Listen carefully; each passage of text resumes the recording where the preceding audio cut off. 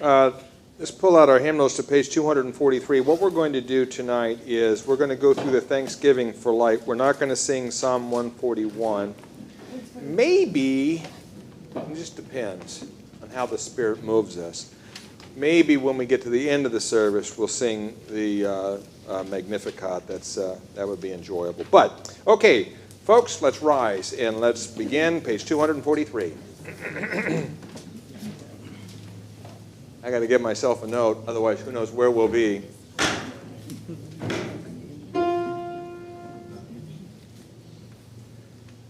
Jesus Christ is the light of the world, the light no darkness can overcome.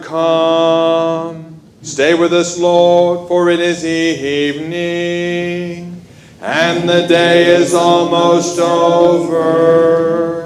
Let your light scatter the darkness and illumine your church. Joyous light of glory of the immortal Father, heavenly, holy, blessed Jesus Christ. We have come to the setting of the sun, and we look to the evening light. We sing to God, the Father, Son, and Holy Spirit. You are worthy of being praised with your voices forever. O Son of God, O Giver of life, the universe proclaims your glory. Blessed are you, O Lord our God, King of the universe, who led your people Israel by a pillar of cloud by day and a pillar of fire by night, and light in our darkness by the light of your Christ. May his word be a lamp to our feet and a light to our path, for you are merciful, and you love your whole creation, and we, your creatures, glorify you, Father, Son, and Holy Spirit. Amen. We pray. Let the incense of our repentant prayer ascend before you, O Lord, and let your loving kindness descend on us, that, with purified minds, we may sing your praises with the church on earth and the whole heavenly hosts, and may glorify you forever. Amen. Please be seated. Okay, tonight we're going to take up everybody's favorite judge, Jephthah. How many of you remember anything about Jephthah before you did your intense preparation for tonight? So, if you remember anything, you remember the vow that he took. And so we'll talk about that. Oh, wait a minute. You know what? You try to be all prepared and everything is ready, except one thing. Now we are ready.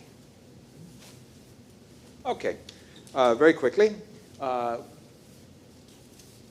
the major judges, we have Deborah, Gideon. Abimelech really isn't a major judge, but we had a lot of time, a lot of text given to him.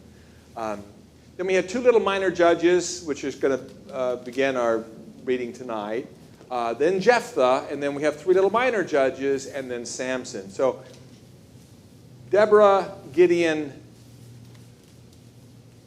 maybe Jephthah, and Samson. Those are your big judges. And so we're going to take a look at Jephthah tonight. First off, let's start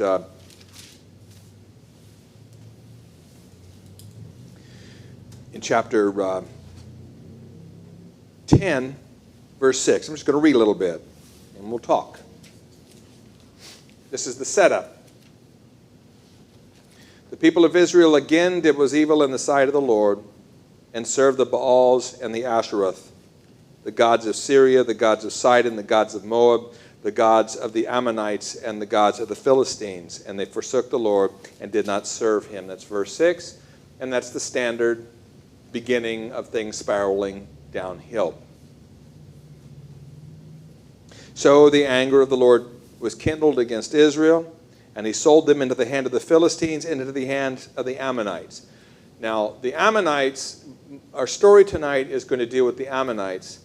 And most of Israel is between the Jordan River, which is on the east side, and the Mediterranean, which is on the west side. And Israel is between those two for the most part. But some of the tribes settled on what was called the Transjordan, on the other side of the Jordan River. That part of that location was also called Gilead. So Gilead was on the Transjordan, and so that's where much of what we're going to be talking about is going to be happening here. The Ammonites were in the Transjordan in the Gilead area. The Philistines were on the west, the southwest. So you can kind of think of Israel sort of being pinched from the southwest coming up and from the east coming west. And so they're being pinched by both of these. We're not going to be dealing with the Philistines tonight. Samson will be concerned with the Philistines. Tonight we're going to be taking up the deal with the Ammonites. Skipping down to verse 10, chapter 10, verse 10. And the people of Israel cried out to the Lord, saying, we have sinned against you because we have forsaken our God and served the Baals. Once again, when it says that the people did evil, it is not just talking about garden variety human misbehavior.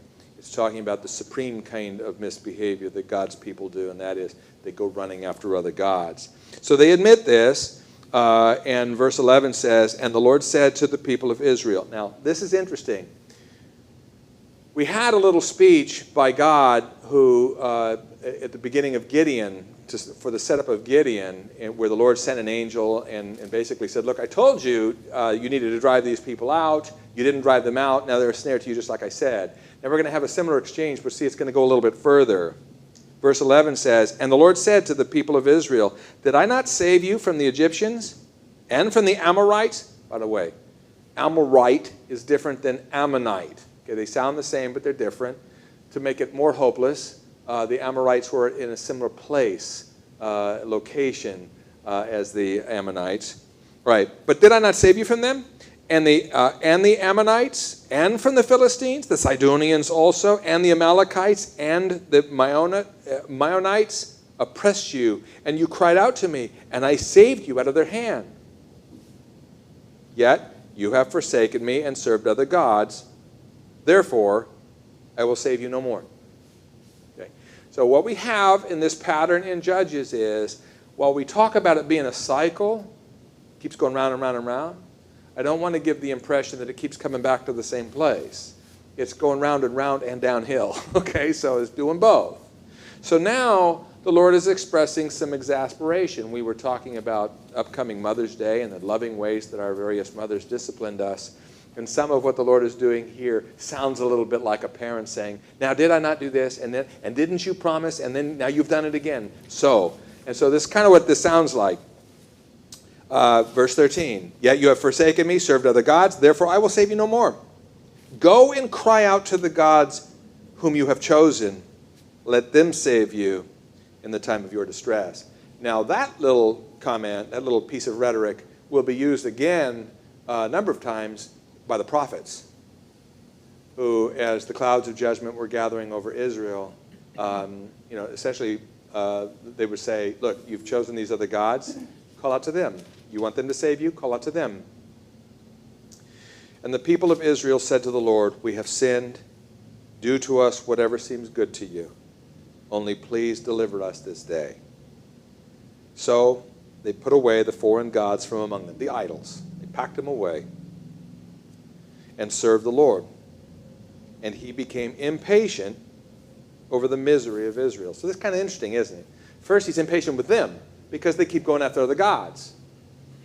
Then they pack away their other gods, but the Ammonites and the Philistines continue to oppress, and they continue to cry out. And now it says the Lord became impatient with Israel's misery. Similarly to the way he said, I have heard, when they were in Egypt, I've heard their cry, and I'm ready to act, okay? So when it says he's impatient, it means he's first had enough of the Israelites, so he raises up the Ammonites. Then he's had enough of the Ammonites, and he's going to come and help his people. Exactly the same thing happened with the Babylonians and the Assyrians. The Lord raises up these superpowers to wash over Israel and punish the people because of their idolatry. And then, once they have done whatever they want to do, then the Lord becomes angry at the Assyrians and the Babylonians and punishes them. Why is he punishing them? Because of what they did to his own people. So do you see how this works? God raises somebody up to punish his people because they deserve it, and then he punishes the people who he raised up to punish them because you shouldn't be touching my people. Okay? Now, understand that it's not as though the Lord is making these other people do this and then punishing them for what he made them do. He's just allowing them to act on their own impulses, and then he punishes them for their own impulses, okay? So the Lord, this is what's known as the Lord he holds all the cards, okay? So there's no way you can outplay him or outflank him. He knows everything that's going on. So Judas, on the one hand, can be allowed to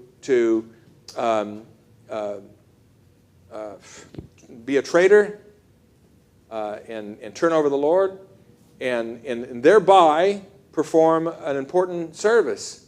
Strangely and awful as that sounds, he betrays the Lord, and then he gets punished because he betrayed the Lord.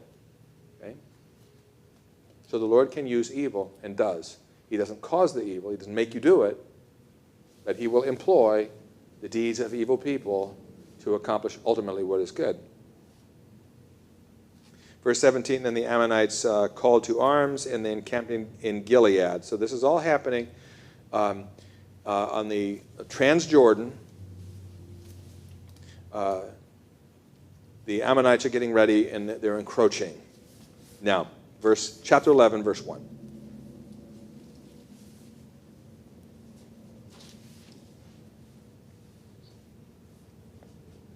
Now Jephthah, the Gileadite, was a mighty warrior.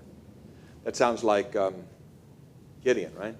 Of course, when we looked at Gideon, we realized we weren't sure how much of a mighty warrior he was at the beginning. At the end, he was pretty savage. But at the beginning, he seemed to be a little hesitant. We're going to get a little different impression of Jephthah, see what you think.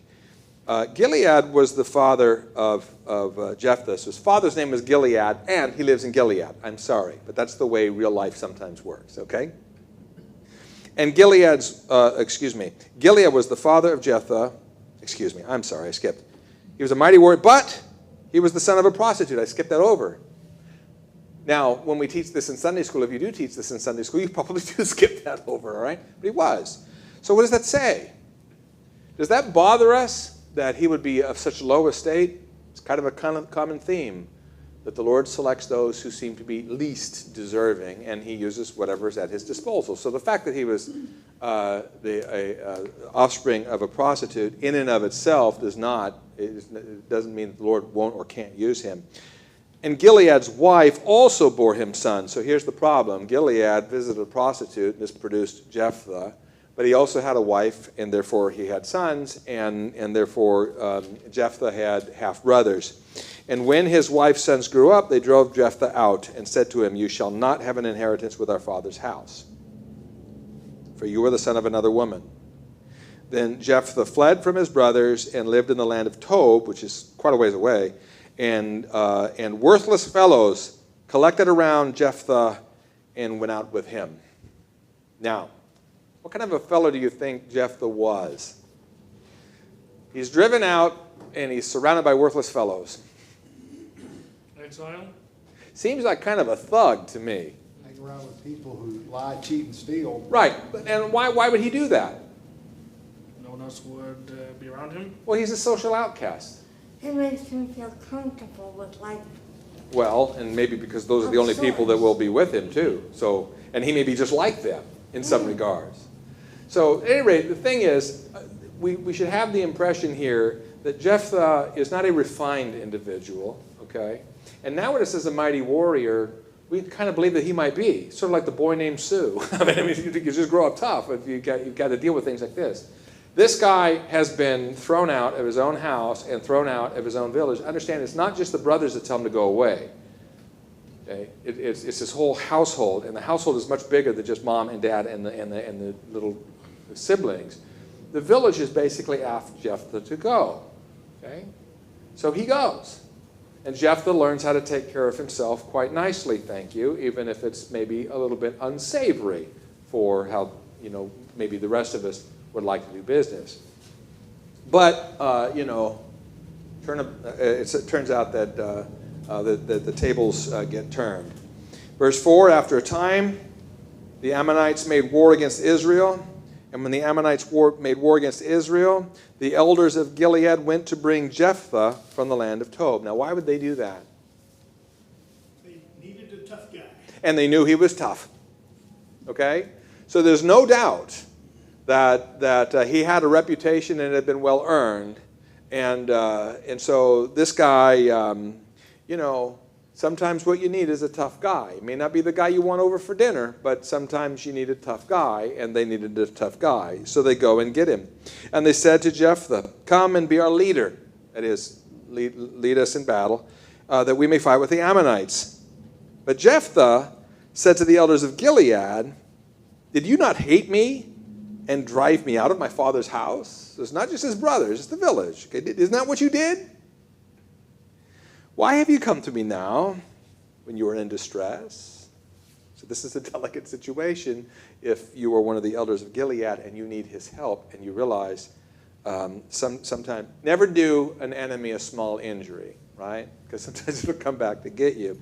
And the elders of Gilead said to Jephthah, that is why we have turned to you now, that you may go with us and fight with the Ammonites and be our head over all the inhabitants of Gilead. Jephthah said to the elders of Gilead, if you bring me home again to fight with the Ammonites, and the Lord gives them over to me, I will be your head. Not just military commander leading you into battle, but I will be ruler over you when I get back if this thing goes the way we want. And the elders of Gilead said to Jephthah, the Lord will be witness between us if we do not do as you say. So Jephthah went out with the elders of Gilead. So he drove a hard bargain, didn't he? And he got what he wanted. So Jephthah went out with the elders of Gilead, and the people made him head and leader over them. And Jephthah spoke all these words before the Lord at Mizpah. So in other words, he's in prayer to God, bringing this out, and makes his own oath before the Lord. Okay. So they make a deal.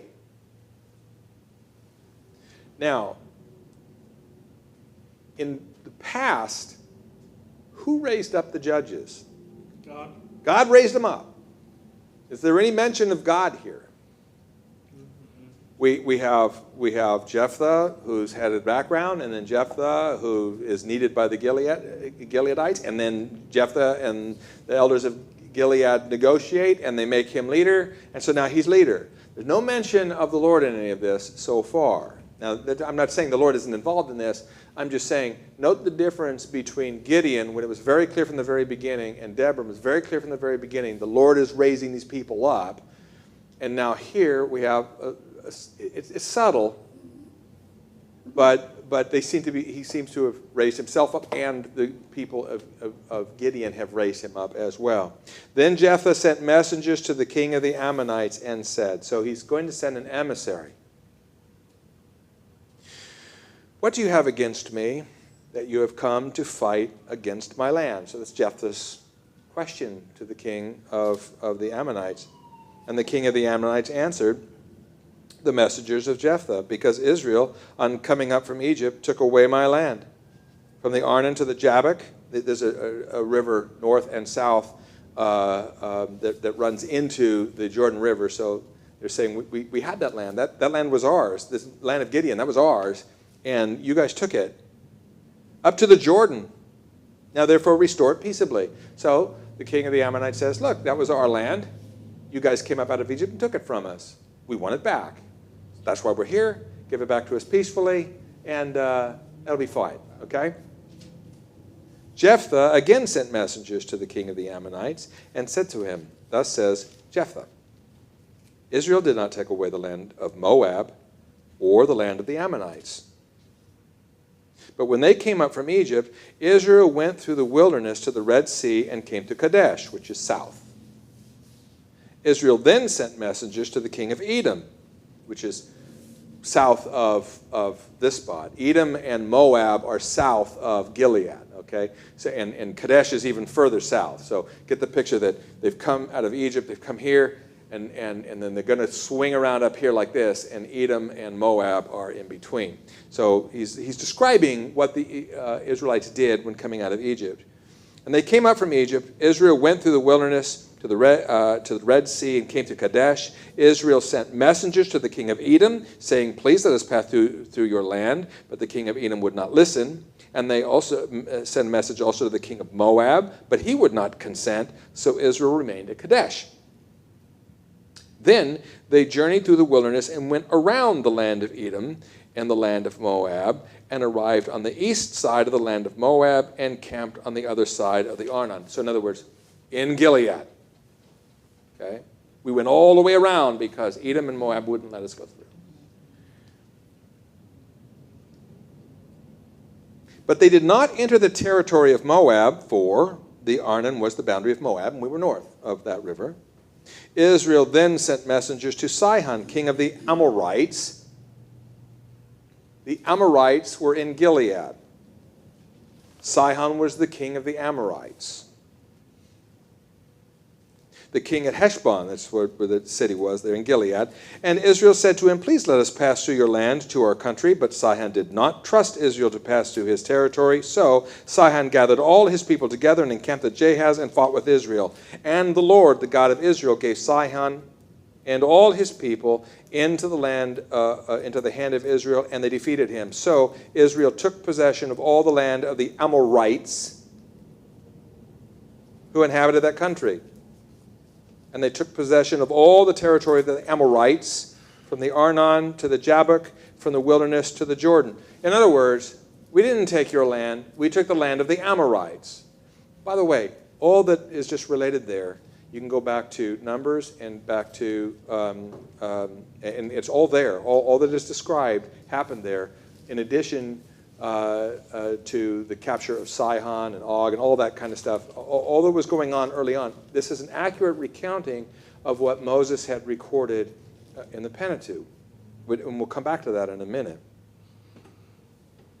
Verse 23, "So then the Lord, the God of Israel, dispossessed the Amorites," not the Ammonites, the Amorites, "from before his people Israel. And are you to take possession of them?" In other words, you say that we took your land, now you want it back. But we didn't take the land from you. We took it from the Amorites, and now you want that land? So what's the answer? The answer is, I'm sorry. That ain't going to work. "Will you not possess what Chemosh, your God, gives you to possess? And all that the Lord our God has dispossessed before us, we will possess." In other words, our God gave us this land. Your God has given you your own land. You stay where your God has put you. We're going to stay where our God has put us. Verse 27. Let's go back a little bit. Verse 26. "While Israel lived in Heshbon," that's in Gilead, which they took from the Amorites, "and its villages, and in all the cities that are on the banks of the Arnon, 300 years, why did you not deliver them within that time?" In other words, we didn't take this land from you. We took it from the Amorites, number one. Number two, we didn't take this land from the Amorites. The Lord gave us this land. And number three, you've had 300 years and you've done nothing. Okay, that's his response. That's why we're not just going to give you this land back peacefully. Verse 27, "I therefore have not sinned against you, and you do me wrong by making war on me. The Lord, the judge, decide this day between the people of Israel and the people of Ammon." But the king of the Ammonites did not listen to him, to the words of Jephthah that had sent him. Okay, so we have this little parlay between these two military leaders getting ready to go to combat. The hope of maybe working something out probably wasn't a big hope, but anyway, they give it a good college try. Note that Jephthah has a very accurate knowledge of things that had happened 300 years before, and they were recorded in the books of Moses. So this is kind of important because Jephthah does have knowledge. He does have knowledge of Israel's history and why they're here. And that will become important when we look at some other things that he did later on. Okay, any thoughts? Let's see what I had up here. Okay, so you see the nature of the negotiations here. And these are classic negotiations. We were here before you, so we get to keep it. Our God gave it to us, therefore, our God's better than your God, so we get to keep it, okay? And we've had it for 300 years and you've done nothing, so we get to keep it. And if that doesn't work, then we're stronger than you, so we're going to keep it. This is how Jephthah is speaking. It's very standard kind of language. Verse 29, then the Spirit of the Lord was upon Jephthah. Now that's interesting. It's the first reference we have. So look at it this way. With Gideon it says the Lord raised up Gideon. The Lord raised up Deborah. The Lord raised up, all they did. Now, but at this one, he sort of raises himself and the people of Gilead work this out. And then it's like as though the Lord comes in and ratifies it. So the Spirit of the Lord comes upon Jephthah. So we are now confident that the Lord is actually going to use Jephthah. But we see an important difference between how things had happened with Deborah, how things had happened with Gideon, and now things are happening now. So you get this kind of sense that it's going a little bit downhill. Note also that Gideon was called by the angel of the Lord, mighty warrior and all of that. With Gideon, prior to the end of his judgeship, what was, I made the comment that one of the things that shows that Gideon may be not as an exalted view as we like is what he's also very famous for, and that's key. He keeps asking for signs, okay? He keeps asking for signs. Now, Jephthah doesn't ask for any signs. So far, we don't have any mention, other than Jephthah bringing this before the Lord, that, look, you heard what they said. It made me head, and so here I am. But nothing more than that. Now we have that the Spirit of the Lord is upon him, and he passed through Gilead and Manasseh and passed on to Mizpah of Gilead, and from Mizpah in Gilead he passed on to the Ammonites. So in other words, he is now gathering his army, getting ready, and he is now approaching the Ammonites. And Jephthah made a vow to the Lord and said, if you will give the Ammonites into my hand, then whatever, there's a little footnote there. If you've got an ESV, it's a little footnote there. It literally is whoever, but it could be whatever, okay?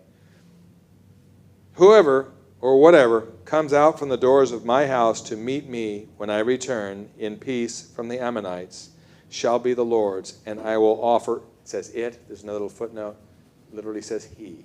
I will offer him, okay, him, up for a burnt offering. So that's quite a vow. Then Jephthah crossed over to the Ammonites to fight against them, and the Lord gave them into his hands, and that's the battle. We don't hear anything more other than he fought and he won. So let's talk about Jephthah's vow. Now, in the first place, I wanted to talk about the problem with vows, any kind of vow. Because vows can be misused. And if we are to use a vow properly, what should the vow accomplish? What are we trying to do with the vow? And if you're not sure, you're not alone. But think about it. What would a vow, what would be good for a vow? How would a vow make anything better? Well, anything that honored or glorified God. There you go. We want to honor and glorify God. If somehow or another, by my making a vow, it honors and glorifies God, then we might say a vow might be a good thing. Okay? And vows are sanctioned in the law of Moses. They're not sinful. They're not wrong. But understand that the purpose of a vow, now here's not a purpose of the vow. The purpose of a vow is, well, you won't believe me unless you won't think I'm going to do what I'm going to say, or you think I'm going to lie if I don't vow a vow. There's a problem with that. Jesus addresses that. What does he say? Let your yes be yes and your no, no. Anything beyond that comes from evil. So in other words, if the only reason why anybody will believe you is if you utter up a vow, we already have a problem, and your vow is really doing nothing more than covering over the fact that you're kind of a disreputable and untrustworthy person. So vows are not to compensate for the fact that you and I are dishonest or undependable. So let's set that aside. But they can still be used to glorify God. Now, supposing I was a man of great wealth. I had a pile of money in the bank, $1 million. And let's suppose tonight, in front of you all, I made a vow. And I vowed to give 900,000 of those dollars to the Lord by the end of the year, no matter what. Now, what can we say? Before the vow, was I obligated to give $900,000 to the Lord? No. After the vow, am I obligated to give $900,000 to the Lord? Mm-hmm. After the vow, am I obligated to give $900,000? After the vow, I'm obligated. Not if you're smart. If I made the vow, I'm obligated. That's the point of a vow. Okay, did I have to do that? Is that something that I might want to do because I want to glorify the Lord? In other words, I want this money to go to the glory of the Lord, or whatever it is that's going to be done. Can we see that making a voluntary vow, money, your time, whatever it is that you want to give a gift, and it's a free will offering. And so you vow that you're going to do it. Does that honor and perhaps glorify the Lord?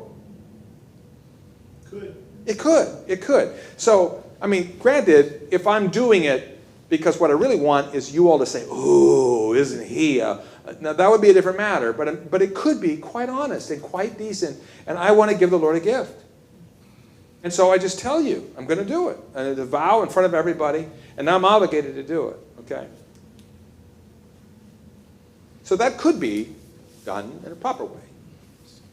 But supposing I said this. Supposing I was to pray for something. Healing for somebody. And I say, Lord, if you hear my prayer and heal this person, I will give you $900,000. Now that would be a conditional vow, right? It's conditioned on whether the Lord answers my prayer. Can you see the difference between the first and the second? Sure. If I'm prepared to honor God with $900,000 now, then why would I make a condition on him answering my prayer? Because you didn't have the $9,000 in question on the second scenario. Well, that's different. Supposing I say, all right, Lord, I put my bet on this horse, and if I hit, I promise to give you 90% of it. Okay, that's conditioned on it, but because I don't have it. Mm-hmm. But in the scenario I'm telling you, I've got the money now, and I say, I'll give you $900,000, Lord, if you answer my prayer. Now, is there a problem with that? You're not giving it to glorify God. Right. Well, how do you know? You're acting like you're buying. Doesn't the Bible forbid bargaining with God somewhere? Okay, well, we clearly have this problem, right? In the first instance, I simply made a vow. I didn't have to, but I did. I did that because I want to give the Lord money or whatever it is, whatever sacrifice I want to make. I just did it. It's to the glory of God. It's not to my benefit at all. Now I'm making it conditioned on the Lord answering my prayer. And that the proverbial foxhole prayer. Well, so this is the thing. It could be that I am trying to make it more likely that God will answer my prayer. Is that proper? Is that glorifying God? Or even worse, which is kind of the same thing, but even more crass, I'm bribing God. Lord, if you want this $900,000, Lord, could we use a new sanctuary? If you want this $900,000, answer my prayer. Now, do we agree that's a totally different thing? So, vows are not absolutely wrong, but that kind of vow where it's contingent like that, you have to ask, if I want to give the Lord money, give the Lord money. Remember Ananias and Sapphira? Did they not have the property? And then they promised well, what they did is they lied. But the point was that, Peter even said to them, when you had the property, wasn't it yours to do with what you wanted? You didn't have to give it. But you said that you were giving it when you weren't. You were holding some back, but you pretended like you were giving it all. You've not lied to me, you've lied to the Holy Spirit. Remember, and then they drop over dead, so that's very bad. But it's the same kind of an idea. Now, so, there's a problem with this kind of vow, period. It's a little bit like, it's different, but it's a little bit like Gideon. Gideon wants a sign because he's not entirely trusting. So give me a sign. Now, Jephthah is seeming to kind of bribe, or at least it looks like that. It seems like that. He's trying to put pressure, leverage on the Lord to get more likely that the battle be won if I make this great vow. Okay? So there's a problem. But there's a special problem with this vow. No matter what, this vow is a terrible vow. What makes it terrible? He doesn't know what he just vowed. Okay? He says, whoever or whatever comes out to meet me.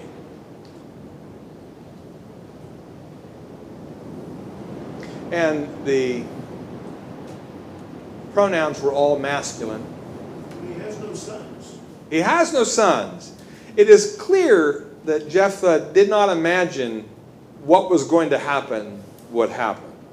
Okay? It seems to me that both Gilead needing to have signs and Jephthah needing to have a vow that he bargains with is that neither one of them really believed God was real and needed a sign to say that, okay, no, I believe. Well, we're clearly getting the impression that while these men, and while Jephthah might be courageous, we're not so sure how spiritually courageous he was at this time. The vow muddles things up, even if it worked out fine, which of course it didn't, and we'll talk about that in a minute. But even if the vow had worked out fine, you still, that's not a shining star. If it had just been an offering, I'm going to, offer half my kingdom, just because. Not if we win the battle, but just because. Lord, I love you, and we're going into battle, and I just want you to have this. It's on my heart right now. That might be different. But the moment you say, if, then it gives that impression that you're trying to make your prayer more likely to be answered, and that is a problem, and that's certainly not glorifying God. All right, let's read on. Verse 33, and he struck them from, we don't need to go on. They won the battle. The Ammonites were subdued before the people of Israel. Verse 34, then Jephthah came to his home at Mizpah, and behold, his daughter came out to meet him with tambourines and with dances. She was his only child. Beside her, he had neither son or daughter. Now, of course, if you hadn't ever read this before, that takes your breath away. But then you think, okay, well, but I mean, he made a stupid vow. Maybe a goat coming out or a sheep. Something is going to happen here. And as soon as he saw her, he tore his clothes and said, alas, my daughter, you have brought me very low, and you have become the cause of great trouble for me. For I have opened my mouth to the Lord, and I cannot take back my vow. Now, on the one hand, you say that is very heroic. This man takes vows very seriously.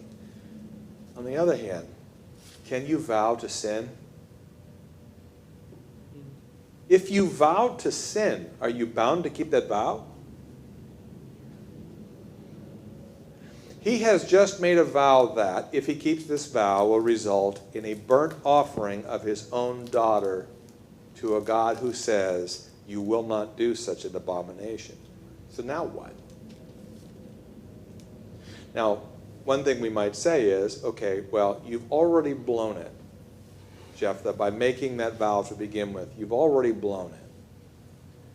But we don't fix the matter by then proceeding to a truly ugly and abominable thing. You're actually going to offer up your daughter. And nobody reading the books of Moses could get the impression that this could possibly be acceptable to the Lord. And yet, as we pointed out, Jephthah is not ignorant of the law of Moses. Now, maybe he was ignorant of the commandments and so forth. They just knew the history. Something weird is going on here, and this clearly, Jephthah's stupidity has put him in this position. His arrogance, his rashness, that you make a vow before you know what you're vowing, and that's just not wise.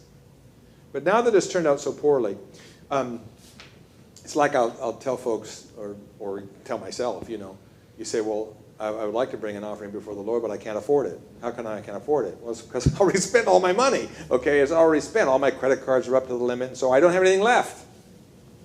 So then what's the argument? Shall you go ahead and not pay your credit cards so that you can, or pay your other debts so you can make an offering to the church? You can make an argument for that. Or you could make the argument that you should not have done that to begin with. You already screwed up by spending money you didn't have, and therefore leaving yourself open to this sort of a thing. Jephthah has done something dramatically worse than that, but it's the same kind of an idea. You already blew it before your daughter came out the door. But because your daughter came out the door, now we're going to see in very dramatic fashion just how badly you blew it. Okay, so verse 36, and she said to him, now think about his daughter. Think about her. And she said to him, my father, you have opened your mouth to the Lord. Do to me according to what has gone out of your mouth, now that the Lord has avenged you on your enemies, on the Ammonites. So she agrees that the Lord granted your prayer. You got to do what you promised. So she said to her father, let this thing be done for me. So I'm going to ask you this. Leave me alone 2 months, that I may go up and down on the mountains and weep for my virginity, I and my companions. So he said, go. Then he sent her away for 2 months, and she departed, she and her companions, and she wept for her virginity on the mountains. Now, this sounds very bizarre. There's a huge focus on her virginity. Why is that important? It's actually not just that, but... Is it like a sacrifice thing, or she got married off, or? Oh, what's happened here is we're sacrificing a whole bunch of stuff. We're sacrificing her life, okay? Now, in our modern world, in our modern American culture, the problem with I'm going to die and I'm a virgin, what does that mean? It means I've never had the joy and the excitement of sex. How sad. That is not what she's talking about. What she's talking about, being a virgin, is a good thing in that you are looking forward to what? Marrying and family. Okay? But she's going to be sacrificed before she can marry and have a family, which means she is never going to know not the joy of sex, but the joy of motherhood and family, and her father's line will be wiped out. Okay? So this is not a small thing, in particularly in the ancient world. So she's not just weeping, well, she's not at all weeping for the missed excitement and all of that, but she is weeping for the tragedy that she will never be a mother, and our line will stop now. Okay? So Jephthah is not only losing his daughter, he's losing his line. The whole family goes away now because of the stupidity of this. Pastor, Yep. as we look at his daughter and her actions, it becomes, at least to me, apparent that she has a much closer relationship with God than her father. It's extraordinary, isn't it? It's extraordinary. And think about Abraham offering up Isaac. And, of course, God is commanding him to do that. So Abraham, right away, unlike Jephthah, who was not ordered to do this at all, but we think about Isaac. The Jews make a lot, by the way, there's a whole sort of ceremony that goes along with what they call the binding of Isaac. That Isaac was plenty old enough and plenty strong enough, he did not have to be sacrificed if he didn't want to be sacrificed. Okay? And his old man Abraham is not going to bind him and put him on any altar if he doesn't want it. And so the focus there is not just on Abraham, look what he's willing to do, but on Isaac, look what he is willing to allow to be done to him in the name of the Lord. Now, Jephthah just looks foolish here. His daughter does not. And we may disagree. His daughter, we might say, you know, you really ought to whip out your Torah and argue over whether he really should be doing this because this is a great and horrible sin. But if she doesn't realize that, and if her view of vow supersedes everything else, even if this is what it means, she comes out looking very extremely devoted. He just looks rash and foolish. Verse 39, and at the end of 2 months, she returned to her father, who did with her according to his vow that he had made. She had never known a man, and it became a custom in Israel that the daughters of Israel went year by year to lament the daughter of Jephthah in the Gileadite 4 days in the year. We don't know anything else about that but what's mentioned there. But, okay. So how do we understand this? So did he really sacrifice her,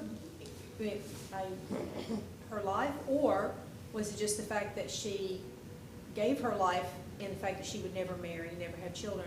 Was that the sacrifice? Well, there's a debate about that, and that's what we mean here by another possibility. There's another possibility that there's 2 views on this. One view is he did what it said he did. And that is he vowed to offer up as a burnt offering. And then after the 2 months, it says he did to her what he had vowed. What did he vow? To offer her up as a burnt offering. So one view is that. That's what he did. Problem with that view is that has Jephthah offering up a human sacrifice, imagining that that could possibly be the right answer to a rash vow. And that just strikes us as horrifying. Another thing that I will point out here is, when we talk about how do we deal with this, you have to be careful oftentimes, particularly in the historical books and obviously in Judges. Not everything presented there is presented for our emulation. This is not trying to give us advice on how seriously to take a vow. That if you should accidentally vow to do something like this, well, you're going to have to do it, even if it means sacrificing your own daughter. There's no sense in which this passage is upholding Jephthah's vow or the fulfilling it, not the vow itself, obviously that was foolish, but fulfilling it, like the law of the Medes and the Persians. Once I've said it, it cannot be taken back. Now, God must accept my daughter as a sacrifice. There's nothing about this text that should cause us to read it that way. We are hearing what happened. In no sense are we hearing what ought to have happened, okay? Just like when you go back and read Gideon, you realize there's no sense in which we are being told next time you think you're supposed to do something, you're commanded to do something, you take out your own fleece and see if you can get the Lord to give you a miracle to prove it. That is not to his benefit, and it is not put forward for us to follow. So here, this is not something for us to follow. It's what happened, and it doesn't make Jephthah look good. Now, why might we think that he did not actually offer her up as a burnt offering? Because human sacrifices. Well, the number one reason would be because how could possibly anybody think that that would be what God requires? That would be an abomination. Where's the Lord figuring in any of this? The only place we've heard about the Lord's activity here is when the Spirit of the Lord came upon Jephthah. And so we know that he's there. But notice everything else that involves this vow did not involve the vow, the Lord coming to Jephthah and saying, I want you to make. This is not like Abraham and Isaac. This is coming from Jephthah. Just like his becoming a leader came from Jephthah. Everything is coming from Jephthah. So the number one reason would be, human sacrifice was absolutely not just unknown, but verboten among the Jews. They just can't imagine that. I mean, so that's one thing. Another thing is, look at the language. The language is kind of peculiar, don't you think? It doesn't say, and when she came back and after the 2 months. Jephthah offered her up as a burnt offering to the Lord. It doesn't say that. It says he did with her what he had vowed, or something like that. Now, don't you find that an odd sort of circumlocution? Now, it may be that. It may be that the author of Judges just can't stand saying it. Okay? So I'm just not going to say it. He did what he said he would do, and I'm not going to say it anymore. And I'm certainly not going to repeat what he actually did. It could be that. It could be that he's leaving the door open that he didn't actually do that. The very next sentence, do you see what it says? And she never knew a man. What does that have to do with it? Unless what was really done here is she wasn't offered as a burnt offering, but she was essentially offered kind of like Samuel. Remember when Hannah prayed to God and he gave her a baby, and then she gave the baby to the temple, the tabernacle. And so, perhaps she was essentially devoted to a life of service to the Lord that would keep her from having children. And so maybe that's what really happened. Now, if that's what really happened, we do not have it in the text that that's what really happened. You have to read between the lines and say, surely Jephthah wouldn't have done that. And maybe this little euphemistic way of saying he did what he vowed really meant he didn't actually do that. And all this emphasis on her virginity means she was never able to have any children, and his line was ended, and so on like that. Now, why are we going through all of this to try to explain it in such a nice way? Because it's an abomination. It's abominable to think that one of God's own servants here made such a stupid vow to begin with. Okay, we all do stupid things. And then thought that that's what he should go through with, and did it. Okay? So, but that's the minority view. Well, another thing too is that maybe they wanted to make sure that as you would sacrifice the perfect lamb, she was unadulterated. She was pure. Yeah, but I mean the idea that there was something good about the sacrifice and it was made better because she was a virgin, that's just not a Jewish way of thinking at all. This just gets worse and worse and worse and worse. Maybe if this was a pagan sacrifice, well, then the fact that she was a virgin would be important, but for his family lineage, it was a sacrifice and it was a burnt Oh, yes. offering. It wasn't. You're right. Metaphorically. Correct. Because it's gone. Yeah. There's No, but you have to become metaphorical. You have to treat it metaphorically. And all I'm saying is that's the minority view. I'm not saying that's impossible. It's possible. Okay? But the straightforward reading of this text, that's not what it says. But you can kind of read between the lines, and maybe that's the case. But why would the young women of Israel come out for 4 days to commemorate the daughter of Jephthah? Why would they do that if she had not died? Well, that's a good point, because clearly the daughter of Japheth, if there's a hero in this, it's her. I mean, she's the only one. Even if what she did was wrong, in other words, she shouldn't allow herself to be sacrificed. Maybe she didn't have any choice, but nevertheless, clearly she is being presented as whatever she did it out of devotion to the Lord, And devotion to her father.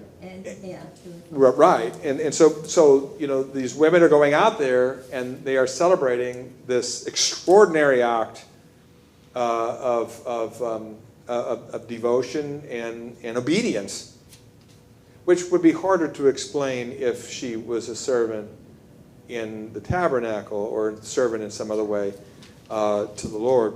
But okay, the thing is, what we need to understand is that this text ought to be giving us all the uneasy feeling that, these people in Israel, they are really not living up to the kinds of people that a holy nation ought to have been. And we are getting that over and over again, yes? One of the things that, as we read that, I kept thinking back about Jephthah. He was not a wonderful servant of God. He was a soldier doing pretty much what he was supposed to be doing. His relationship with God didn't seem to be... Doesn't seem to be factoring in a lot here, does it? No. And one of the things that I kept kind of going back to was, this is such an extreme vow. Was it because of his weak relationship with God, not feeling like he would really help in this battle, although he helped in so many battles before, and is that part of, of the, I guess, the insanity of this, that he was really not that close, but he was willing to make that vow in this one time to get God's help. Or is this an element of paganism that has slipped into Jephthah? In other words, he makes this vow because that's the kind of things that pagans do. They offer their children, well, he wasn't offering his child, but offering something like this in order to encourage the gods to do the right thing or whatever it is that you want. And obviously killing was not something he had a problem. No, but his own daughter, I mean, we're not given to doubt that he did not intend to do this. No, Well, but he had he was one hoping the child. sheep would run out the door. I don't know what he thought. Well, but Yeah, that's point right. Or a is- servant, poor is slob. Who sent the daughter out? Well, and the thing is also, it's like, what if it had been a servant? Would that have been okay? I mean, who's going to come out the door to greet you? The dog? Maybe the dog. The dog, the family dog runs out there, okay? So and it may have well been, I know it's hard to understand exactly what was going on here, but there is a suggestion that Jephthah, The wife. what was that? The wife. He probably hoped it was the wife. Yeah. Well, she's not Save the mentioned. daughter. No, I think if she was mentioned, she'd have been out there after Hadn't him. been mentioned, did She'd she? be sacrificing him before he could get to her daughter. Yeah, that's Okay, well, once again, we see that the Israelites are not presented in glowing light. And we're seeing that things are continuing to slip. Okay? Jephthah is a fairly, I don't know what his personal faith was, but the narrative here does not allude to it. Now, think how different that will be when we get to Samuel. Samuel was a judge. And there was no doubt that Samuel was deeply faithful to the Lord. David was a king. There's no doubt that David was deeply, had a deep allegiance and a deep faith in the Lord. To compare poor old Jephthah to them, and he really looks bad. Nevertheless, he's still the judge that the Lord used. So it's not, the Lord may use us also, and it's not always that he uses the most faithful person in order to accomplish his task. The Lord can raise up from these stones what he needs to do and accomplish. Now, what you want, if the Lord is going to use you, you don't want him to use you despite your lack of faith. You want to be faithful whether he uses you to do some glorious thing or not.